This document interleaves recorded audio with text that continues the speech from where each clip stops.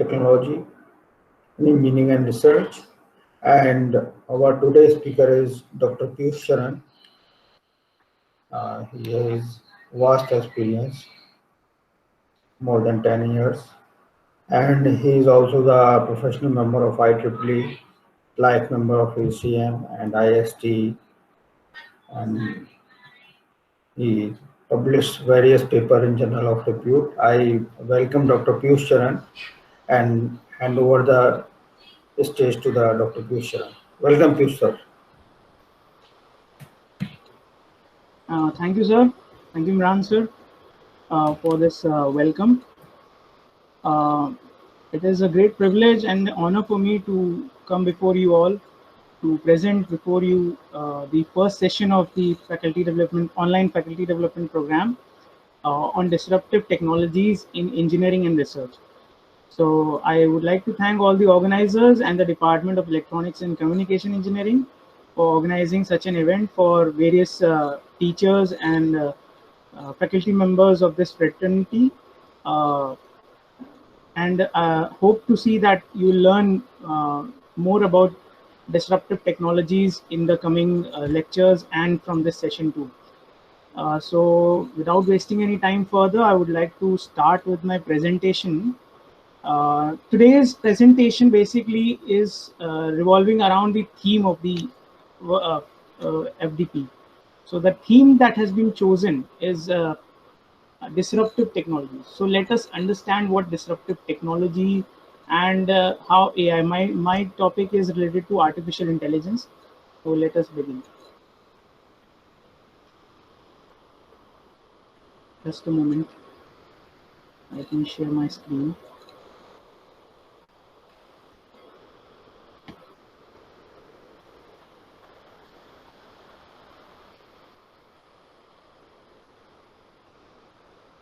Is my screen visible to all of you?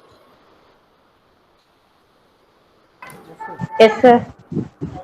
Yes, it is visible. So today's topic that I have chosen is disruptive technologies and AI. Let us understand the flow of presentation first. It will go as under, we'll first take up the definition of disruptive technologies. Then we have a theory of digital Darwinism.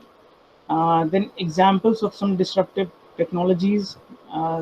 Under these examples, we are going to study about the blockchain, Internet of Things, and AI as a disruptive technology.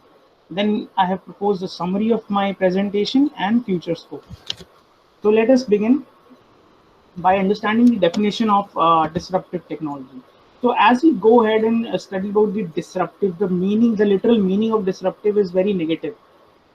Okay, so it has two meanings. Sometimes people say, why disruptive technology? When we were deciding what the topic of this FDP, there were discussions like, why are we choosing this word disruptive? It sounds so negative, but it has two meanings.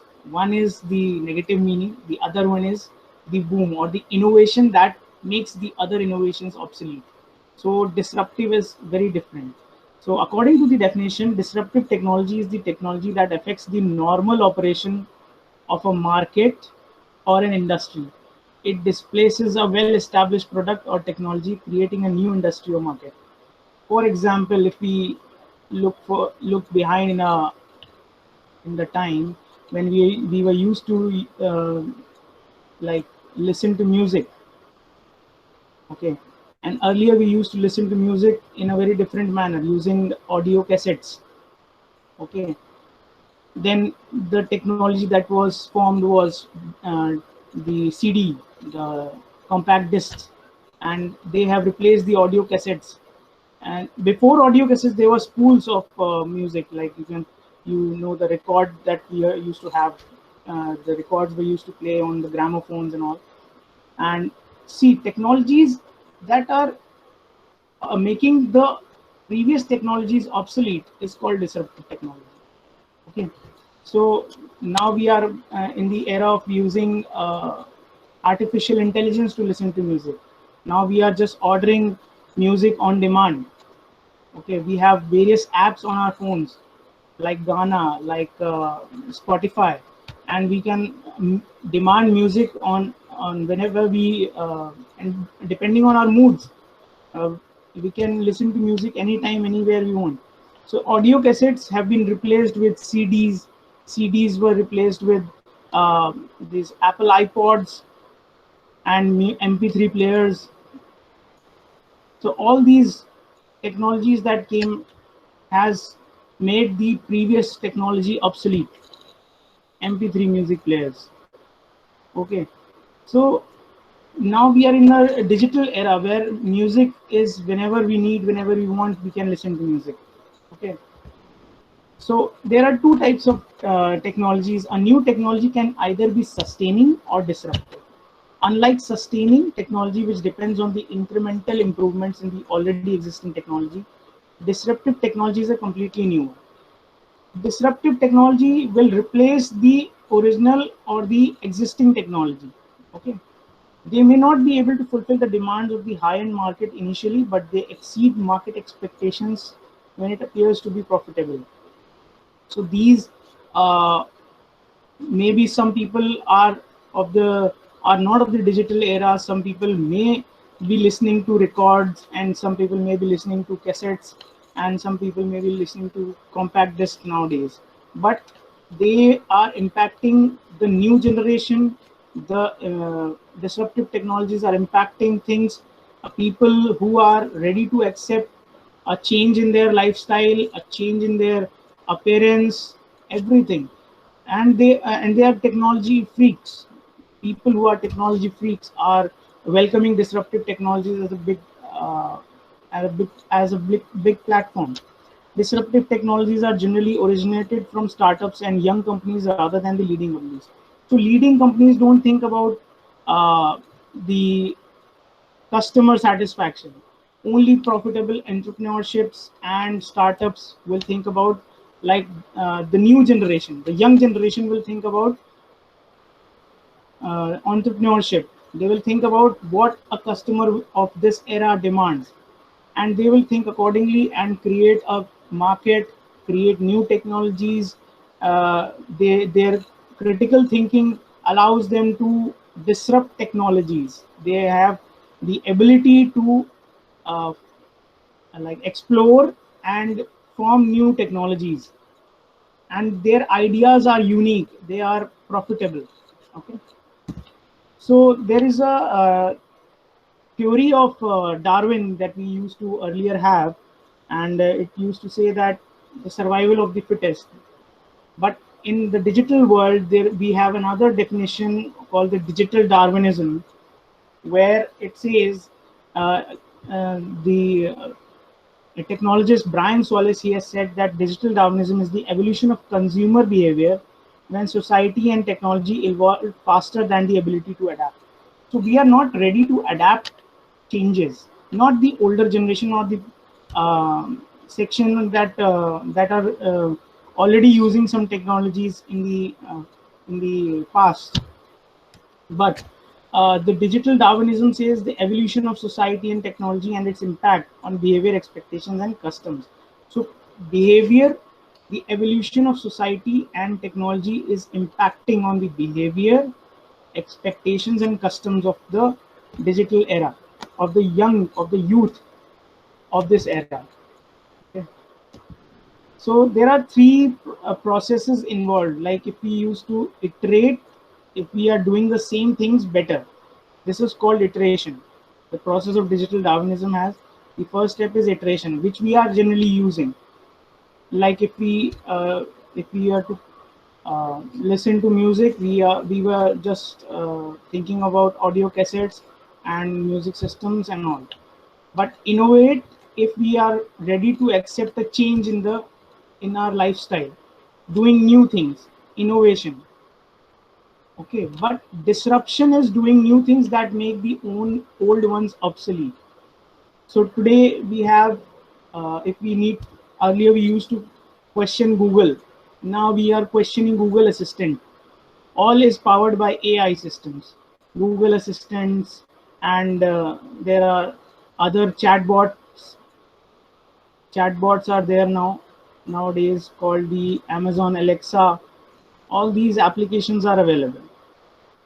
So There is no single way to succeed in the future. Success is dependent on a balance of iteration, innovation, and disruption. If you do not disrupt yourself, it will be a gift given to you by someone else. So, for example, earlier we used to have 2G phones. Now 3G, 4G, and now 5G phones are coming into the market. Now, if you see, if you do not disrupt yourself, or you do not innovate and make others obsolete, other technologies obsolete, then someone else will give you that technology as a gift. So now people are demanding more of 5G phones rather than 4G phones or 2G phones. 2G phones are absolutely obsolete from the market. Nobody buys the 2G phone right now. Everyone, even a rickshaw puller, has a smartphone with him that works on the 4G technology. Okay, so this is the impact of digital Darwinism. How people are getting impacted by the disruption and the disruptive technologies. Okay, so the digital Darwinism also says that it is the survival of the smartest. Earlier, Darwin's theory was the survival of the fittest, but this time we are making our machines smarter than the humans. Machines are more smart than humans.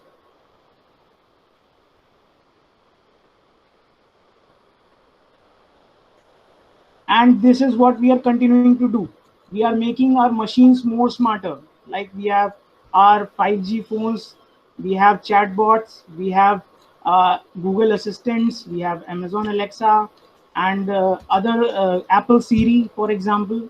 All these are chatbots and machine. They are equipped with machine learning algorithms that are able to communicate and answer your queries faster than a human. Okay, anything you ask now, they are at your fingertips by asking Alexa or Google Assistant. Okay, even you can buy goods for yourself, for the family. You can buy groceries for your families just by asking Alexa or Google Assistant or Apple Siri. They book appointments for you as well. Okay, so we are making things smarter. The disruptive technologies have taken over the market, and people are innovating, and they are making life more smarter. So examples of disruptive technologies. The following are some examples of the disruptive technologies that significantly influence the future of humans. Number one is the blockchain technology. What blockchain is, it was started by in 2009 by Satoshi Nakamoto. He was a Japanese, and he founded about the Bitcoins. An algorithm. He just made an algorithm that has changed the entire banking sector. Yet to evolve in India, but blockchain technology is evolving faster because it's an algorithm. It is not a fiat currency. It is a virtual currency. Bitcoin. I'm talking about Bitcoins. There are others like Ethereum, Litecoin, and Zcash. All these are cryptocurrencies, Litecoin, Zcash. All these are cryptocurrencies. By the word crypto means something that is encrypted and decrypted. So earlier we used to have a where if we think of the primitive period, there was a barter system, the barter system of exchange. Barter system means if there are two people, one is the buyer and one is the seller, and they have equal goods. Like this one has say 5 apples and the other one has 5 oranges, and they want to exchange their goods. So they can, if the buyer wants 5 oranges from the seller, he can exchange it with his 5 apples, but then he is at a loss. Okay, so barter system was a different. And then evolved the banking system, where it was decided that a common currency or a common mode of exchange should be evolved, like the fiat currency or the rupee, dollar, or anything of that sort. Earlier, there were gold coins. In the primitive period, there were gold coins. Then they evolved it with the minted the coins, and then the rupee came into existence. Then the system of exchange, dollars, everything like cash was into the system. Banking system was evolved by the barter system. Now banking system is being revamped. Banking system is being revamped by the blockchain technology. Now we don't intervene. Now we don't need the banks to intervene our transactions. Now transactions are much more discreet. Transactions are much more discreet.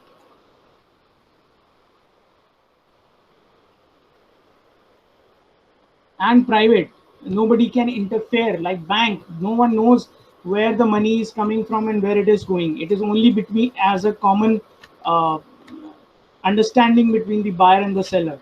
They are exchanging bitcoins or Ethereum coins or Litecoins or Zcash for the purchase of goods. Okay, so this is the blockchain technology, Internet of Things, and artificial intelligence. So these three are the technologies that have disrupted the previous technologies in the last decade. So let us come to them one by one. As a blockchain was developed through Bitcoin for disrupting the banking sector, where ledgers are highly centralized. So banking has ledgers that are centralized. Blockchain utilizes the technology of distributed ledger. Blockchain introduces distributed ledger, and through its decentralized and cryptographic components, blockchain removes the requirement of third parties involved in financial transactions. So it removes the foundation of a banking system. Okay. So banking system has been, it will eradicate someday. We are thinking of that, but fiat coins cannot be replaced because and the securities, the like if you are buying insurance and all, so they require cash or the money that has been authenticated by the government through the RBI, for example.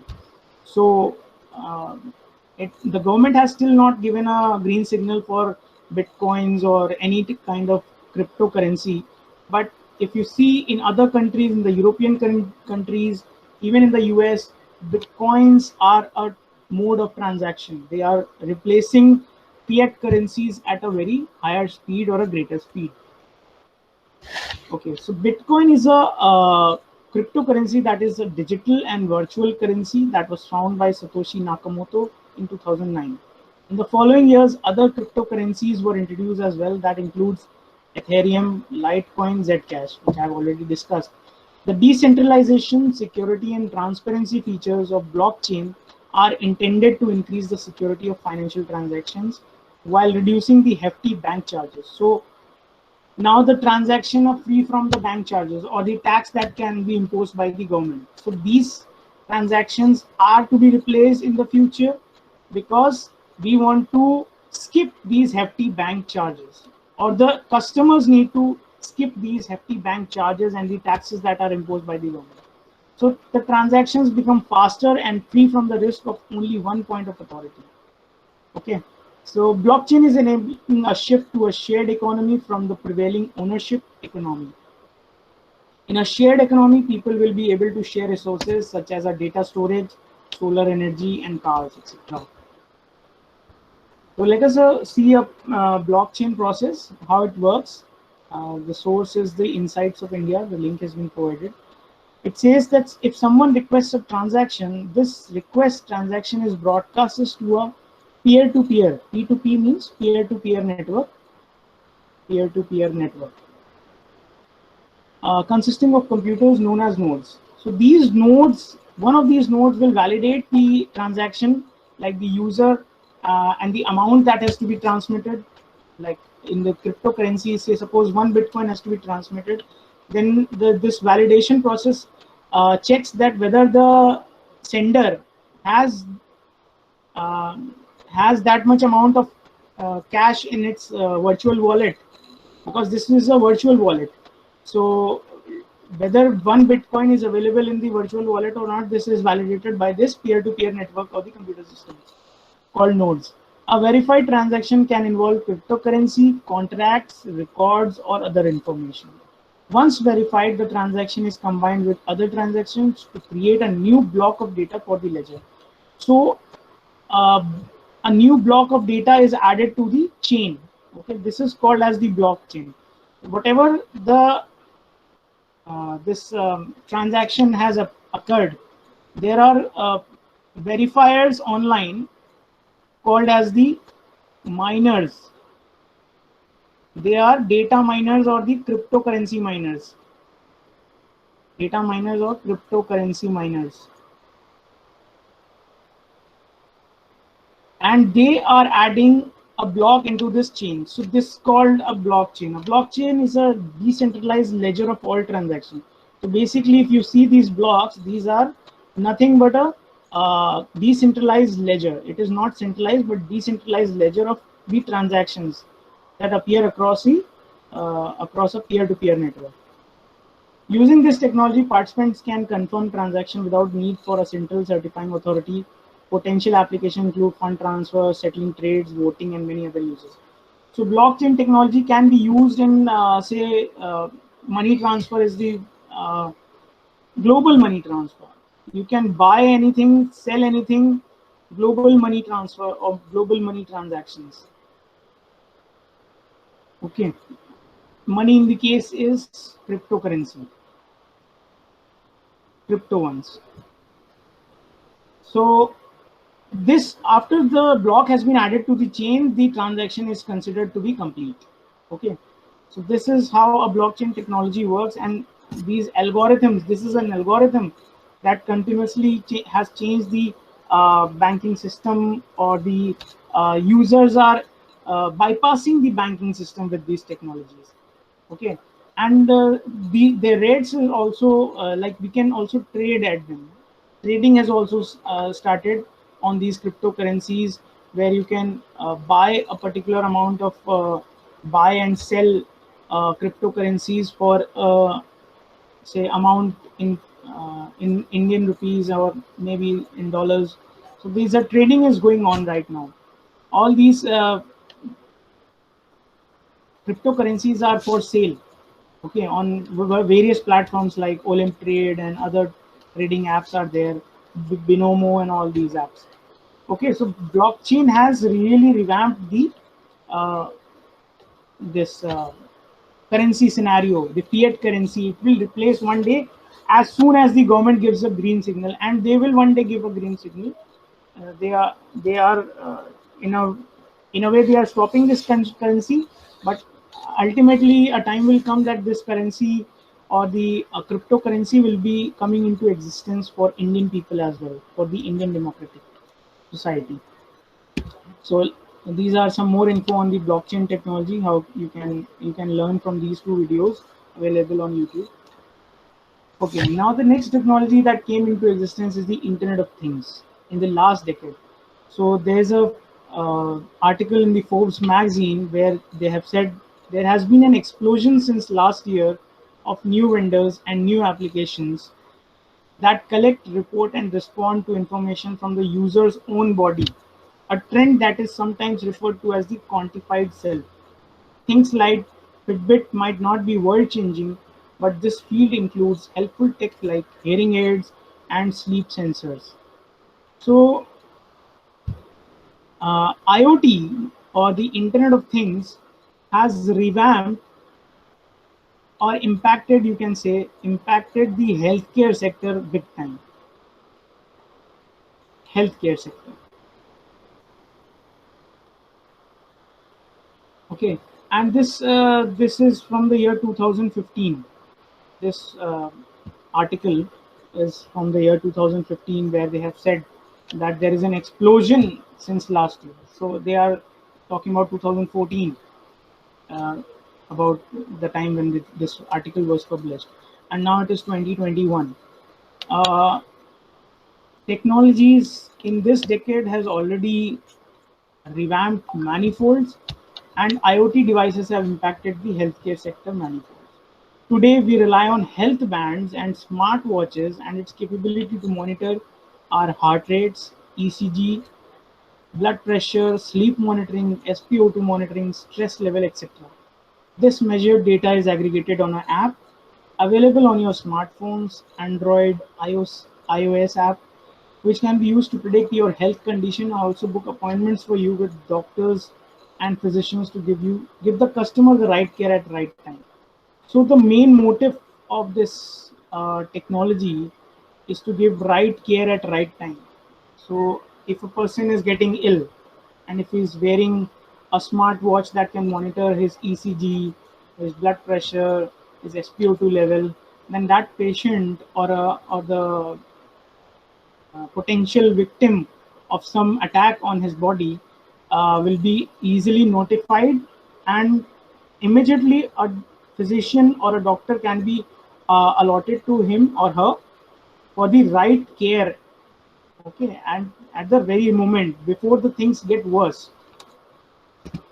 Okay, so this is an article from the Times of India where it is saying that adoption of premium smartwatches is rising at a rapid pace as concerns around health grow, says IDC's analyst Jaipal Singh.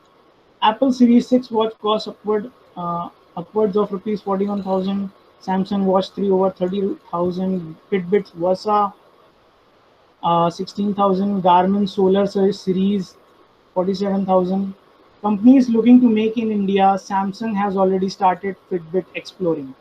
So these companies, Samsung, Apple, Garmin, Fitbit, all are looking for customer satisfaction.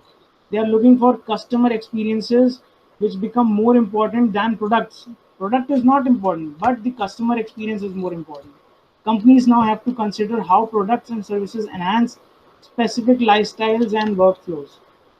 So IoT, they have integrated various sensors, accelerometer, gyroscope, magnetometer, then the SpO2 sensor, then the ECG sensor, heart rate monitoring.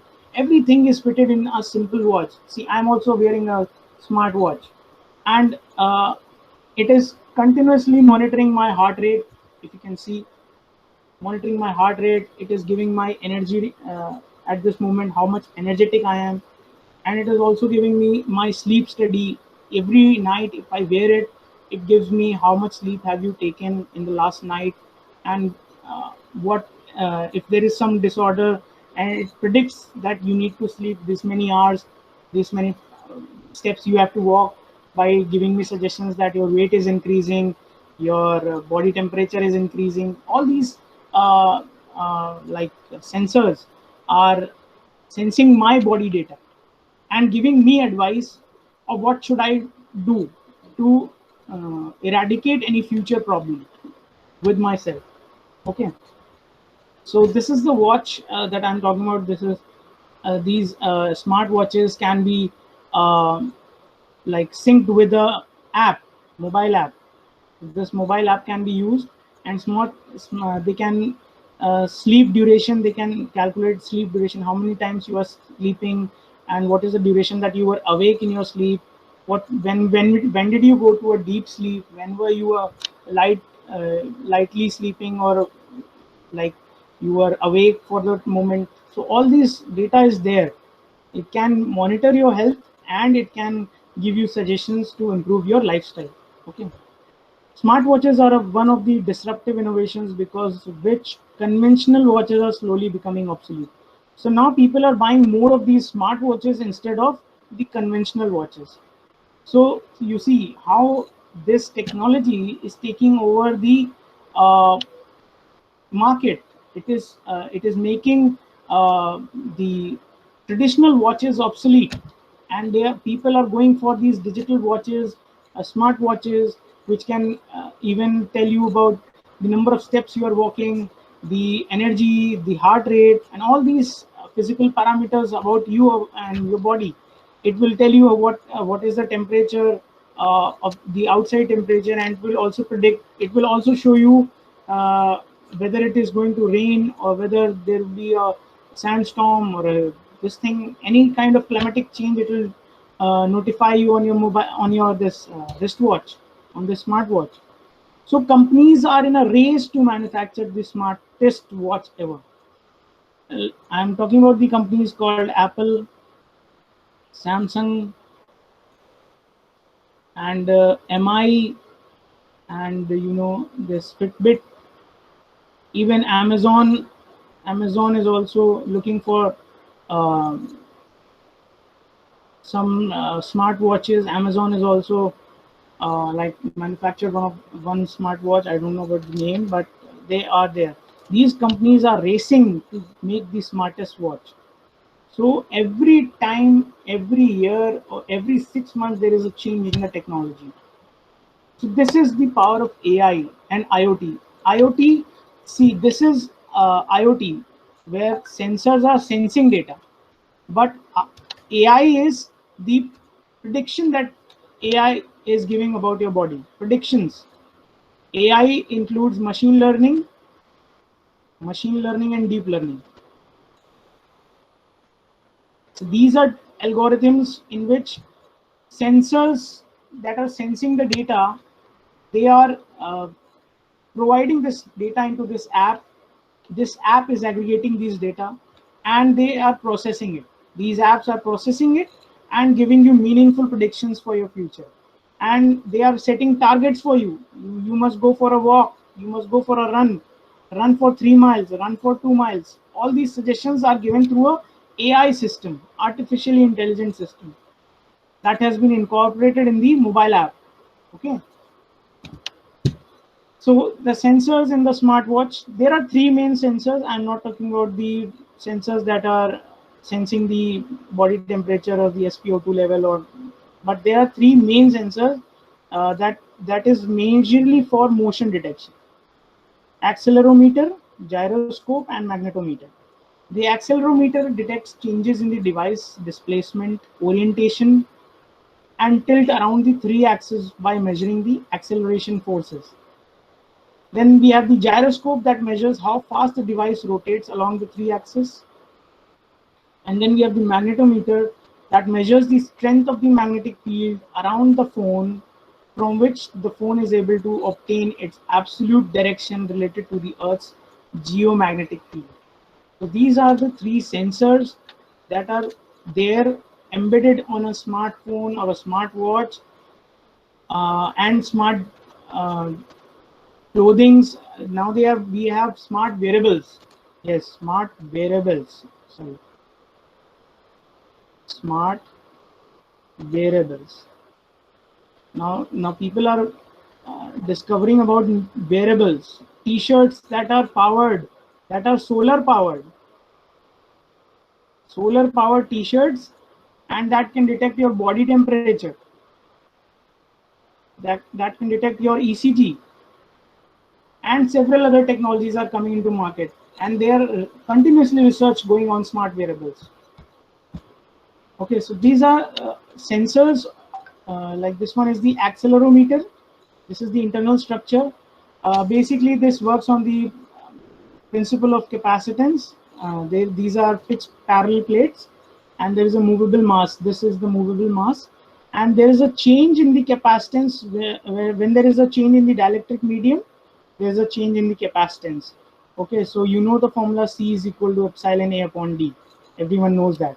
So whenever there is a change in the displacement or the distance between the dielectric medium and the parallel plate, there is a change in the capacitance. This is measured. This is converted into an analog signal, and this is giving you a electrical. This is getting converted into an electrical value. Okay, this capacitance, and this will tell you about the displacement that has taken place with the smartphone or the watch or whatever the IoT device can be. It can be anything. I have taken the example smartwatches, but it can be anything where there is where it has been incorporated, like accelerometer or the gyroscope. So this has been taken from the source Hindawi. Hindawi is a publication house, and this is the link from where these images has been taken. You can check. Okay, this one is the gyroscope. This has the similar structure, but it is also based on the capacitance changing while moving the mass. So movable mass, there is a spring to allow free movement of the mass and the driving direction. So it will like gyroscope is used for the detecting the driving direction, with which direction it is moving. Okay, both these sensors are sensing the change in the direction in the IoT device. So next we are coming to the AI, the topic that I have chosen today, artificial intelligence. So let us understand what artificial intelligence is first with the definition. So artificial intelligence is a collective term for computer systems that can sense their environment, think, learn, and take action in response to what they are sensing and their objectives. So they are sensing their environment. First of all, AI is, like we have previously studied about the sensors, so it is incorporated, they are incorporating sensors, various kind of sensors are there, is sensing the environment, it is thinking by using machine learning algorithms. Okay, it is only possible when a person tries to think, only when it has some data. Okay, when something is going, a human will start to think only when there is a issue, something to think upon. Okay, but the machines will start to think when they learn something. So they are learning, they are sensing the environment, they are thinking due to the ML algorithms or machine learning algorithms, and they are learning and taking action. They are giving advices, predictions are made. Predictions are made. And they have also revamped the healthcare sector and many other sectors, like we'll take up the example of this Alexa and all this now. Artificial intelligence is used in numerous applications such as fraud protection. Fraud protection in the case like cryptocurrency. Just now we have studied about the blockchain. So blockchain is now embedded with ML algorithms, and it can protect your fraud protection. It has given, even if a fraud transaction takes place, you will be notified and it will be stopped. So there are various apps, various platforms available which can protect you from fraud being happening, or phishing applications can be detected. Now you get a mail. Whenever you get a mail, earlier we used to get and become a prey of the phishing emails. Phishing emails, you know, where they ask you about the credit card numbers, your CVV numbers, your personal pins, and they can, these phishing apps and mails, especially emails, can draw your money from your account, and they can withdraw, and nobody will ever be able to trace where your money has gone. But today, since Google has adopted this ML algorithms, where such phishing emails can they are already in the spam now. You don't get it in your inbox, you get it in your spam box directly. Phishing emails are always there in your spams, from where you can delete. So they are not giving the opportunity for the phishing emails or the fraudulent persons to grab the attention of the customer. They are already in the verge to hiding these emails from the customer. Okay, so Google has already done that. Many other, Yahoo has also been doing this, and Rediff Mail. All these mails have incorporated artificial intelligence. Video games are becoming much more smarter in the sense, now we have VR, AR, big terms, virtual reality, augmented reality. Virtual reality, like you are wearing an Oculus, this headgear, and you'll be seeing 3D image through that Oculus vision, and it will appear that everything is like reality, but that is not reality, that is virtual. That is called virtual reality. So video games experience has been really improved through this disruptive technology of artificial intelligence. Then spam detection in emails. So we have already discussed that. AI helps to streamline company operations and enhance the life of the individuals. Systems such as softbots for web support, virtual assistants like Google Assistant, I've already taken up, Apple Siri, Amazon, Alexa, etc. are examples of advancements in AI and machine learning. Uh, Today we ask stupid questions to Amazon, Alexa, to Apple Siri. They answer, and if you will, they are becoming intelligent. Believe me, they are becoming intelligent each and every day because they are listening to your questions, listening to your queries, and recording them. Google is recording each and every question that you are asking the Google Assistant, Amazon Alexa, Apple Siri, and they are creating a huge database of the queries made by the individuals. And this data is that you can say as a big data. They will be sources of information or sources of artificial intelligence, sources of becoming smart technologies. They will teach, they will learn. These machines, these soft bots will learn, and they will revamp themselves. They will be able to answer smart questions in the future. Now in the future, if you ask Amazon Alexa that, well, Alexa, please tell me what is my heart rate, and if you are wearing such an IoT device on your hand, it will see my Alexa is something she's saying. Okay. But you know, they will answer your queries, they will answer your smart questions in the future, and this is going to happen because of the advancements of the AI and machine learning. Okay. AI has enabled the tracking of online food orders by estimating the time of arrival using GPS enabled tools. So now we have maps, Google Maps, and other GPS location tracking apps that are available, that are integrated with these food orders apps, these online food ordering apps like Zomato and Swiggy, and they are continuously tracking the delivery valet, the valet who is bringing your food, who has been assigned the job to deliver your food at your home, at your convenient place. You are able to track him through Google Maps. All these apps are integrated to form a new app called Zomato, Swiggy, where GPS location are being continuously tracked of these delivery valet who is being tracked continuously through his mobile phone through the GPS location tracker. And this is integrating each day. This is the power of AI and mobile assisted apps.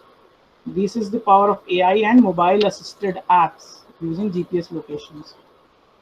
So coming moving further, such AI-enabled chat box and soft bots helps you get answers to your questions, take requests, and make lives easier and more efficient.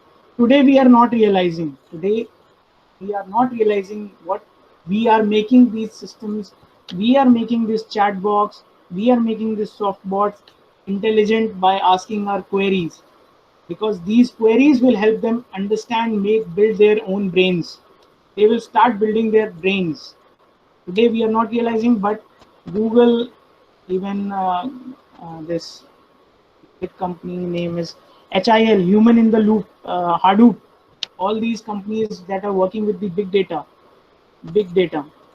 they are continuously revamping the AI systems. They are making our queries more and more usable by the machines, so they can learn new things. Machines are learning each day. Artificial intelligence discovers an individual's preferences by collecting data from products purchased. So whenever you purchase a product online, you start getting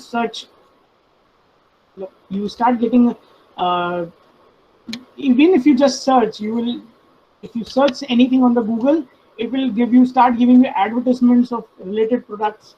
If you search for an iPhone, it will start giving you like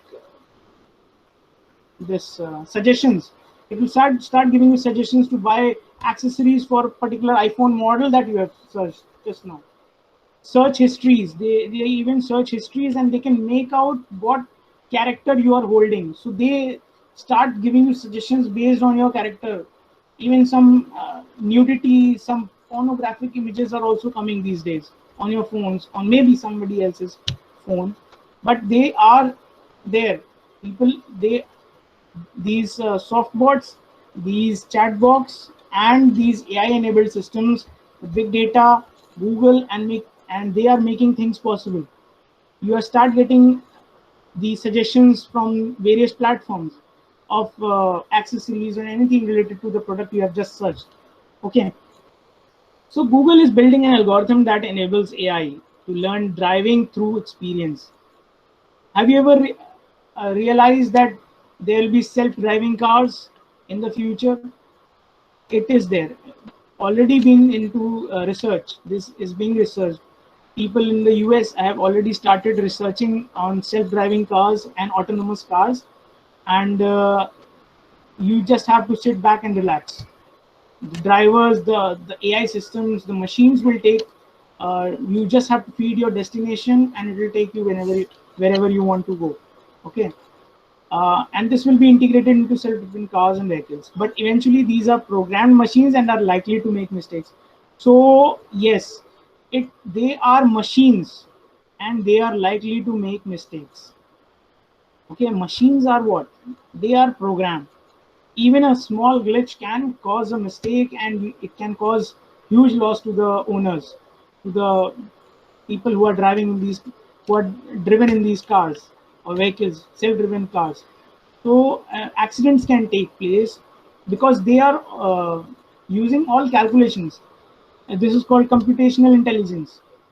AI with computational intelligence are making these machines like intelligent enough to take decisions.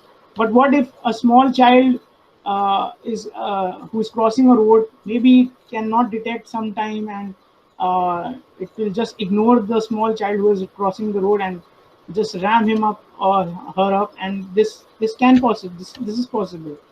So we have to make intelligent decisions, and how much intelligence should be programmed in a machine, that should be our prime agenda.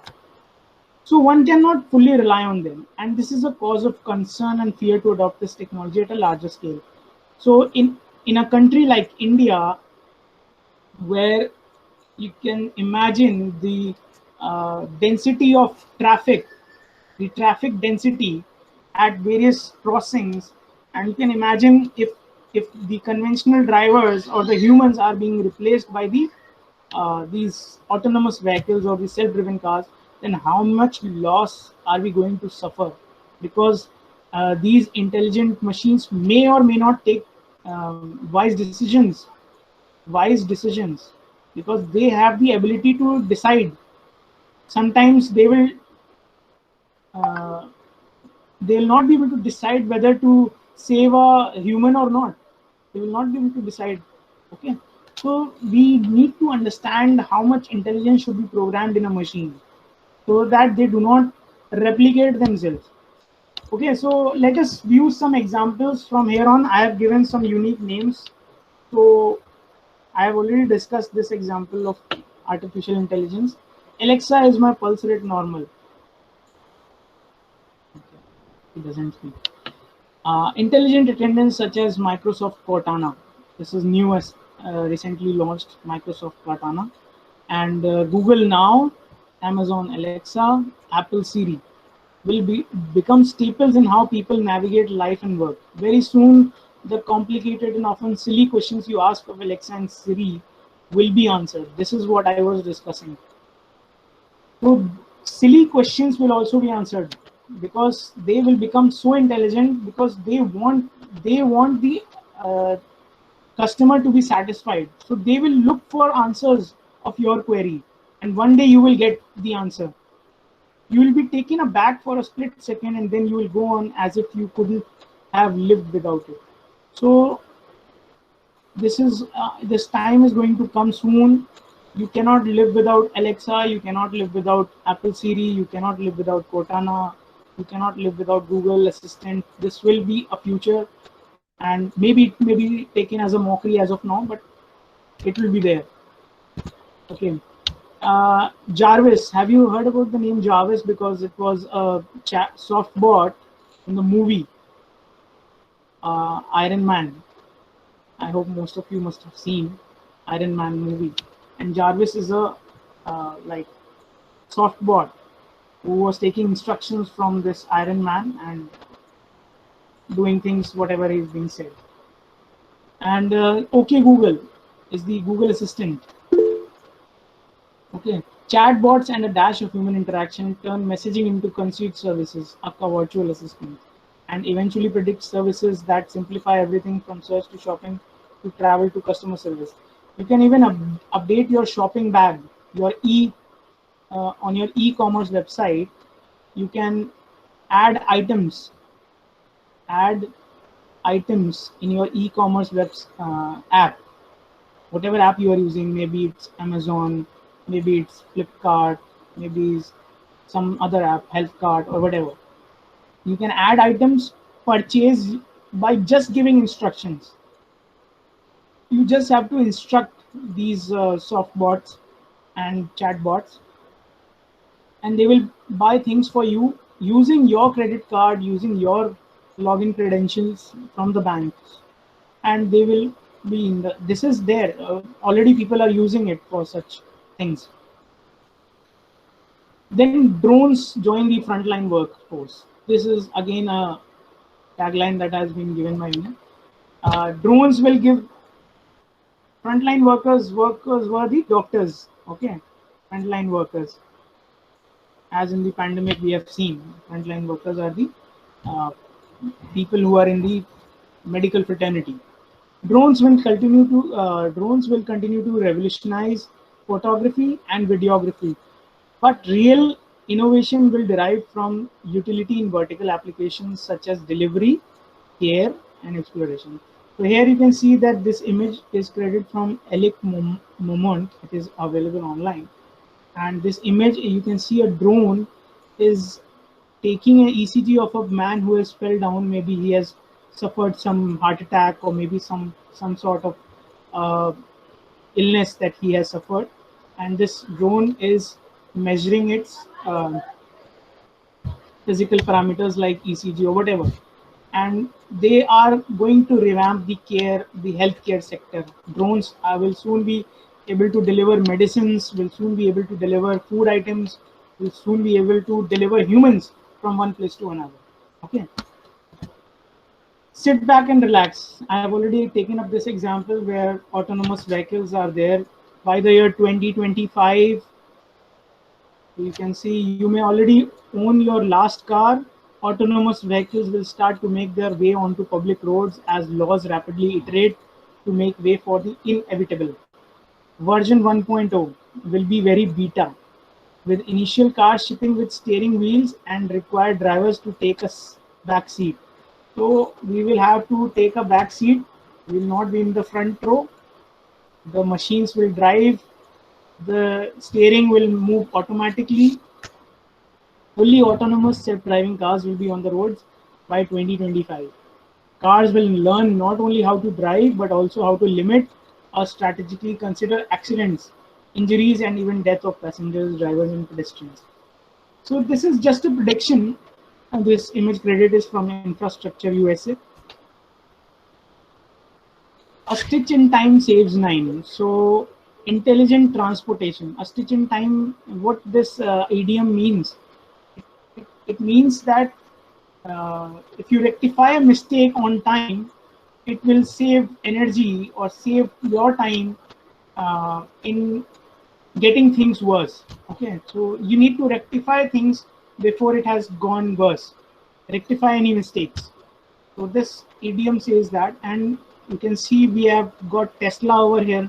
Tesla cars are being charged. These are the supercharger stations. Supercharger stations are there that are going to charge electric vehicles. Now this is the era of EVs, electric vehicles. Then we will have hyperloops. Hyperloops is it is just like I'm sorry. It is a mode of transportation. It will move in the very high speed, and these hyperloops can take a large number of people to long connected tubes. Okay. So you can say it is a mode of transportation from one place to another in tubes. These vehicles will be moving in tubes through air pressure, or say maybe through the pressure of liquid flowing through those tubes. Okay, so maybe some turbine is there and they'll move faster in the liquid or water that has been flowing in the tubes. Intelligent transportation not only changes how people, goods, etc. get from point A to point B, but also how vehicles and technology talk to one another to create a safer passageways. Each will also transform regulation to expedite a connected grid where transportation, engineering, and infrastructures, as well as vehicles, gear, components, etc., work together. So we have transportation, engineering, and infrastructure taking all three components have been taken care simultaneously. We are going to revamp, like we have revamped the way we commute in Delhi, in the metro cities that we are having metro trains right now. Overhead trains are there, buildings are being created, underground stations are being created. All these technologies are going to change time and how we commute from one place to another. And these hyperloops will detect hyperloops or metro stations or Tesla cars. They'll be working on the AI system. How? Because they will take up just the destination where you need to go, and just you have to sit back and relax. All the destinations they will make you reach on time. They will, if the charging is going down, they will stop at a station and charge themselves, and then allow to move further. Okay, so these are technologies that are being revamped. Then experience get real virtual. I was just talking about the virtual reality. Now this is a suit which you wear, and you wear this Oculus, this helmet, HoloLens. The HoloLens is the lens that is using hologram. Magic Leap are bringing the virtual world to life. So you wear this helmet and this suit, this virtual reality suit, and you can experience yourself in a game. It will be so virtual that you will feel that you are being getting hit, you are being getting in a particular game. It will be as real as possible for you. So this suit and this helmet combined together will give you a real-time experience in a virtual world. Okay, so VR and augmented reality are not the future, but they are the present. Okay, so moving ahead, fashion sense gets smart. Intelligent smart fabrics, e-textiles, making clothes more fashionable or useful. So these clothes, these smart clothes will be able to, they will be equipped with many types of sensors. Okay, integrated into one larger garment can tell different stories and unlock new possibilities. So you just have to wear a smart wearable T-shirt or pant or anything, and it will sense your body. This is known as body area network. When body area network or bands, body area networks. So these smart wearables, they get integrated. They are going to sense your body temperature, physical parameters of your body, like ECG, and heart rates, and other body temperatures, and all those parameters that are required. Even head gears will be there that can sense your if there any sort of epilepsy or any kind of brain seizure is going on in your brain. Okay, so they'll be detecting all sorts of physical parameters about your body. Okay, and they can predict when you're going to fall or when you're going to get ill. Clothes will have beacon-like technology to control informed surroundings. Clothing articles will transform based on environment and activities. So they'll be like smart T-shirts that can be able that will be able to change colors. Say if you are in a boardroom in a meeting, it will become it will give you a feel of like you're wearing a formal shirt, and suppose you are wearing the same T-shirt or same shirt in in some hotel or some casual place of work, then it will again change as per the requirements. So it will sense people around you. If they all of them are dressed formally, it will be appearing as formal. It will appear formal. and if everybody is dressed informal, it will change into an informal kind of a t-shirt or a wearable thing. So through Bluetooth technology, clothing will communicate body status to core devices that track performance, state, etc. for you and your healthcare provider. So today we rely mainly on the internet providers, but in future there will be healthcare providers as well. So your healthcare provider will have the information about your health. It will predict that you have not taken your medicine. It will inform you that you must take the medicine at this point of time, otherwise you will get ill, and all sorts of information will be given to you through SMS, through mobile apps, through smart wear technologies and all. Everything will be integrated through AI. So you see, in a way we are making ourselves dumb, but our machines smarter. Okay, so this is the main cause of concern. Then, as I've said, that artificial intelligence has revamped the medical sector or the healthcare sector. We will be having nanobots or robots that are of the nanoscale, and they will be at our rescue. These nanobots will be able to assess and fix us from within.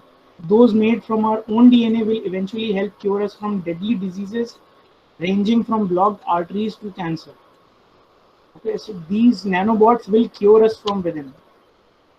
Research has also been going in on this sector as well, where nanobots have been created, and their efficiency has been tracked, whether they are able to detect cancerous cells, whether they are able to open arteries that are blocked. So all these researches are going on in the medical field through AI and machines. Okay. So coming to the summary of disruptive technology, of this presentation, disruptive technology is a technology that affects the way businesses, consumers, or industries function. Disruptive technology generally attracts a limited audience, performance issues, and unproven practical applications. Artificial intelligence, virtual or augmented reality, Internet of Things, blockchain technology, and e-commerce are some of the disruptive technologies significantly influencing the future. So they are influencing the present and they will influence the future as well. So both things will go hand in hand.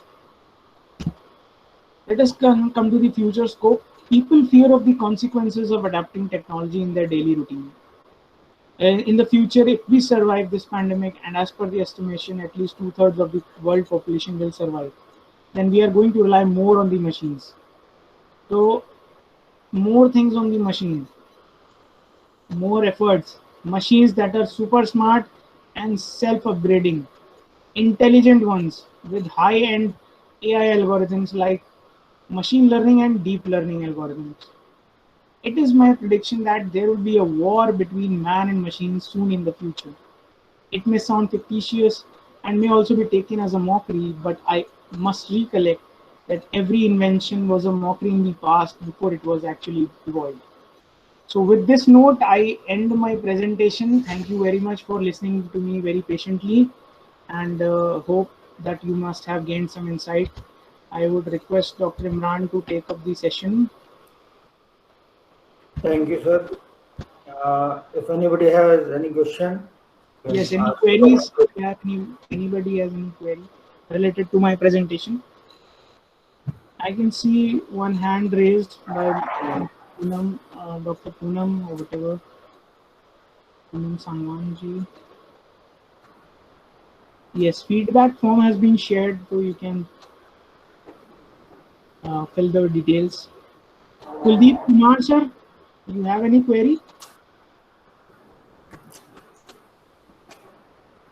No, so thanks a lot, you sir. Thanks for your nice and informative session. Thank you, sir. And from my behalf, as well as Department of Electronics and Communication and TV University, I thank you very much for this nice presentation. Thanks the participation, all the participants for patience listening. Please fill the feedback. It is for the basically for the attendance purpose. All the participants are requested to fill the feedback, which is in the chat box. Link is given. Thank you. Thank you very much. Okay, sir. Thank you so much. Okay, sir. So should I end the session? Thank you, sir. Yeah, sure, sure, sir. Okay.